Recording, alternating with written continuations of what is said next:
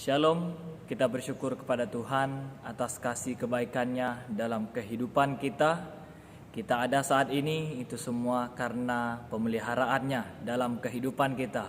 Haleluya. Pada kesempatan ini kita akan mendengarkan firman Tuhan, yaitu kita akan berbicara tentang kepemimpinan Raja Daud, yaitu tentang kepemimpinan Raja Daud. Kita membuka Alkitab 1 Tawarik pasal 29 ayat 1 sampai ayat yang ketiga. 1 Tawarik pasal 29 ayat 1 sampai ayat yang ketiga. Saya akan bacakan untuk kita. Ayat 1.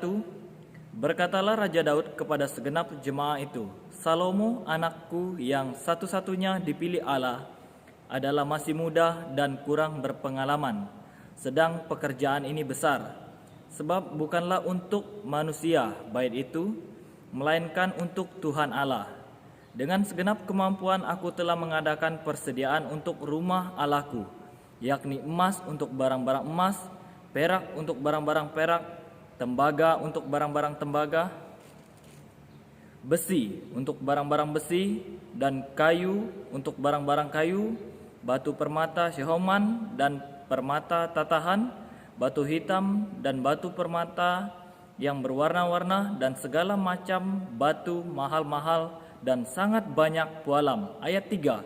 Lagi pula oleh karena cintaku kepada rumah Allahku, maka sebagai tambahan pada segala yang telah kusediakan bagi rumah kudus, aku dengan ini memberikan kepada rumah Allahku dari emas dan perak kepunyaanku sendiri. Jadi dalam pembacaan ini berbicara tentang rencana Raja Daud untuk membangun bait suci. Daud memiliki kerinduan untuk membangun tempat bagi Tuhan, yaitu tempat bagi tabut perjanjian.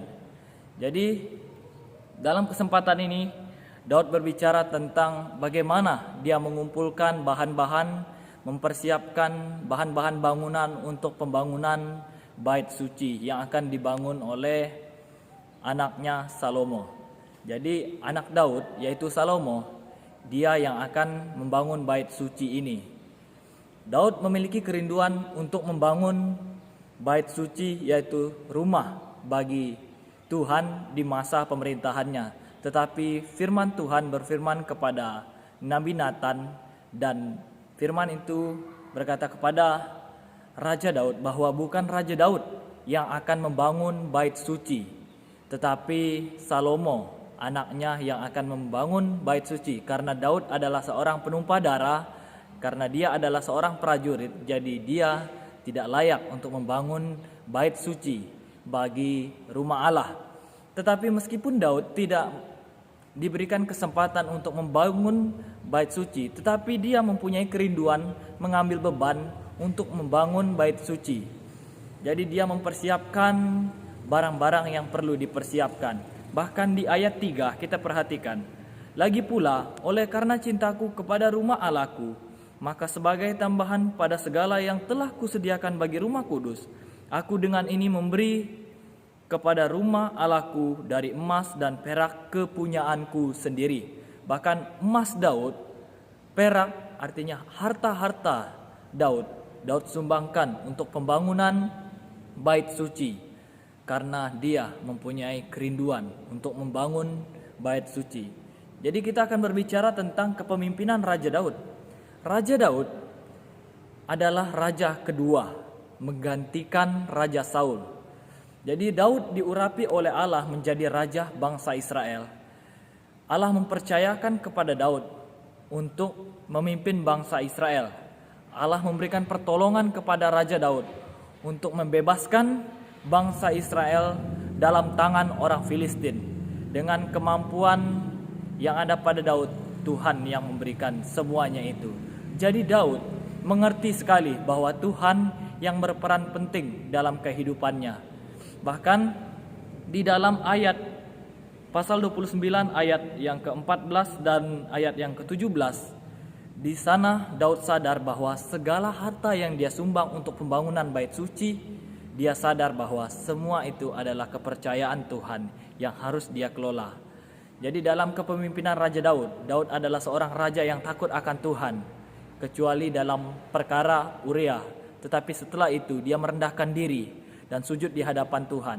Dia memfokuskan hatinya, pikirannya untuk datang kepada Tuhan, karena dia tahu bahwa dia menjadi raja, dia menjadi kepala pasukan, dia menjadi hebat. Itu semua karena Tuhan, dan harta yang dia miliki itu semua pemberian dari Tuhan. Daud sadar, meskipun Daud tidak diberikan kesempatan untuk membangun bait suci, tetapi dia punya beban untuk membangun rumah bagi Allah, yaitu dia mempersiapkan bahan-bahan yang perlu dipersiapkan untuk meringankan beban anaknya, yaitu Salomo, untuk membangun bait suci setelah masa pemerintahan Daud. Jadi dalam kepemimpinan Daud, Daud adalah seorang yang setia kepada Tuhan. Jadi dalam kehidupan kita saat ini, apakah kita mempunyai satu kerinduan sama seperti Raja Daud untuk mengambil beban dalam pelayanan, melayani Tuhan dalam hidup ini?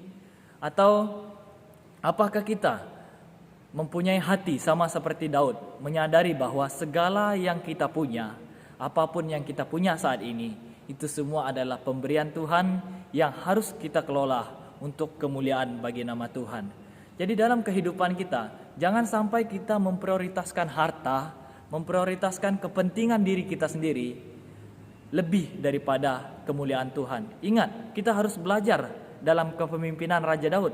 Raja Daud tidak memprioritaskan kepentingannya, dia tidak memprioritaskan kesenangannya, tetapi dia lebih mengutamakan pekerjaan Tuhan, dia lebih mengutamakan kemuliaan Tuhan daripada kepentingannya sendiri. Sehingga dalam ayat 3 ini dia menjelaskan bahwa hartanya dia berikan untuk Tuhan karena dia sadar bahwa segala sesuatu yang dia miliki itu adalah kepercayaan yang Tuhan berikan kepadanya.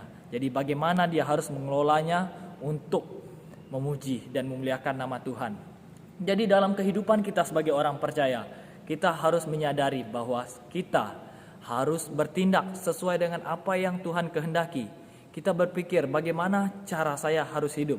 Ingat, kita sudah ditebus oleh darah Kristus. Kita telah menjadi ciptaan baru. Jadi kita harus melakukan apa yang Kristus kehendaki dalam kehidupan kita. Kita tidak boleh melakukan apa yang kita ingini. Kita tidak boleh mementingkan kepentingan diri kita sendiri, melainkan harus menyangkal diri, memikul salib dan mengikut Kristus. Jadi kita sebagai orang percaya harus bisa memperhatikan mana yang harus kita lakukan untuk kemuliaan bagi nama Tuhan. Bagaimana kita mengambil beban dalam pelayanan. Kita melihat pekerjaan Tuhan, penginjil yang di luar sana. Bagaimana cara kita membantu? Kita bisa membantu dalam segi ekonomi. Jangan berkata, dia bukan keluarga saya, dia bukan saudara saya. Ingat, yang perlu kita ketahui, yang perlu kita sadari bahwa itu adalah pekerjaan Tuhan yang harus kita ambil beban dalam kehidupan kita untuk melancarkan pelayanan Tuhan di dunia ini. Dengan demikian kita menjadi orang yang sadar bahwa milik kita tidak prioritaskan, tetapi kita harus memprioritaskan Kristus dalam kehidupan kita. Jangan kita memprioritaskan harta, jangan kita memprioritaskan kepentingan diri kita sendiri, tetapi mari kita lihat apa yang Tuhan kehendaki. Itu yang harus kita lakukan dalam kehidupan kita. Sama seperti Raja Daud, meskipun dia tidak dipercayakan untuk membangun bait suci, melainkan Salomo, Daud tidak berkata, biarkan saja Salomo anakku nanti yang mempersiapkan bahan-bahan bangunan untuk bait suci. Daud tidak berkata demikian. Kita juga harus sama seperti Daud. Jangan berkata, dia pendeta, itu urusannya untuk melayani.